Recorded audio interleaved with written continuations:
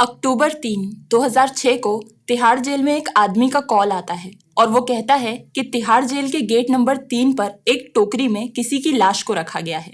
ये सुनकर पूरा जेल प्रशासन सन्न रह गया, क्योंकि तिहाड़ जेल जो कि एक अच्छा जाना माना जेल है, उसके बाहर ही किसी का खून कर कर उसकी लाश को रखना किसी ऐसे ही इंसान का काम हो सकता था जिसे किसी का डर ना हो।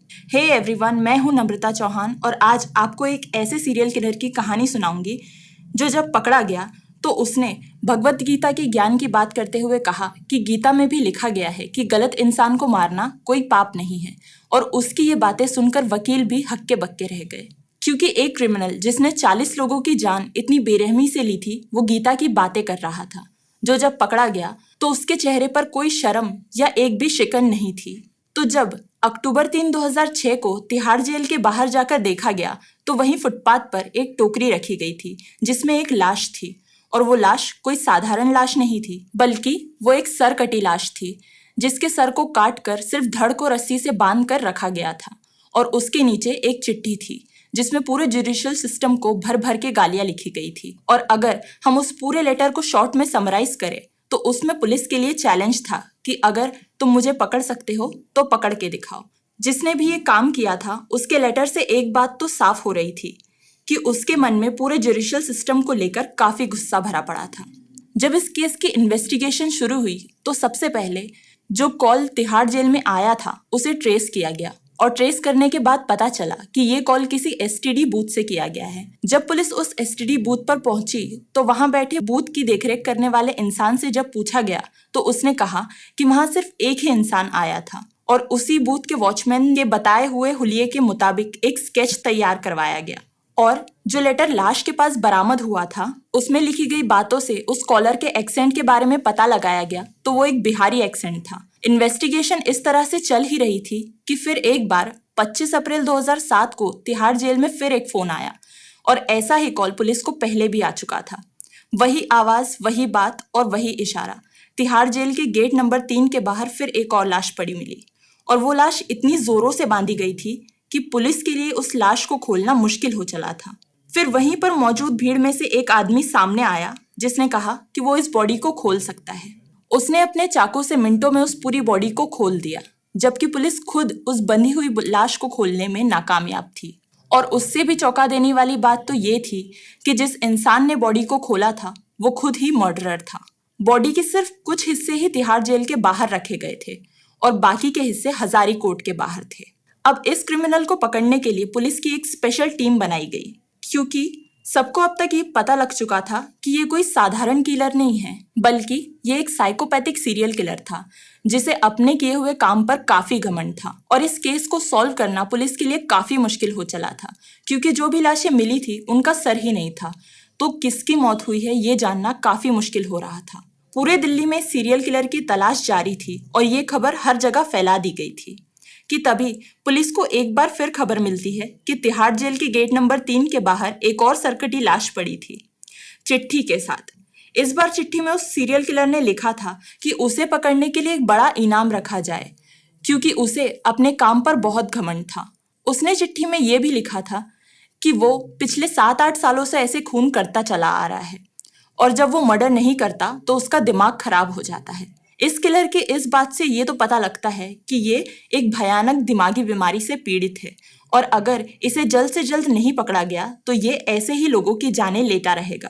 अब इन्वेस्टिगेशन के दौरान पुलिस को याद आया कि एक ऐसा ही सिमिलर केस 1998 में भी हुआ था, जब तिहाड़ जेल के बाहर एक सरकटी लाश मिली थी और बाकी के बॉडी पार्ट्स कई जगह फैला दिए गए थे।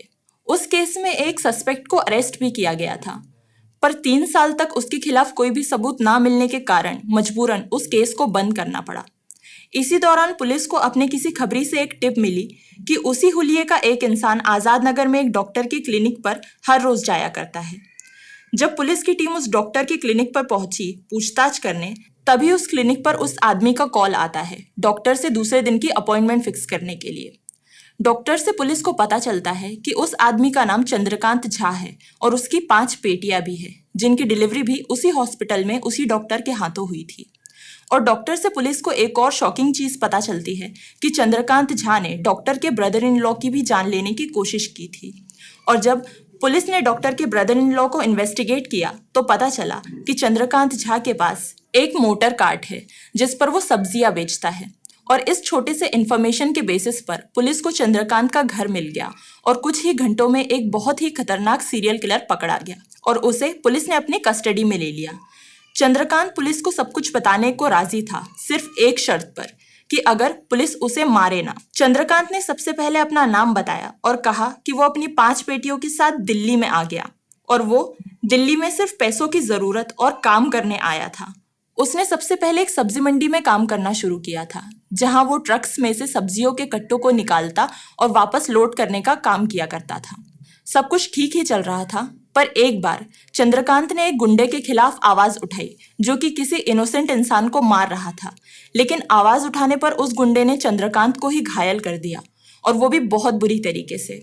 पर चंद्रकांत ने खुद को संभाला और पास के ही अस्पताल में अपना इलाज कराने चला गया।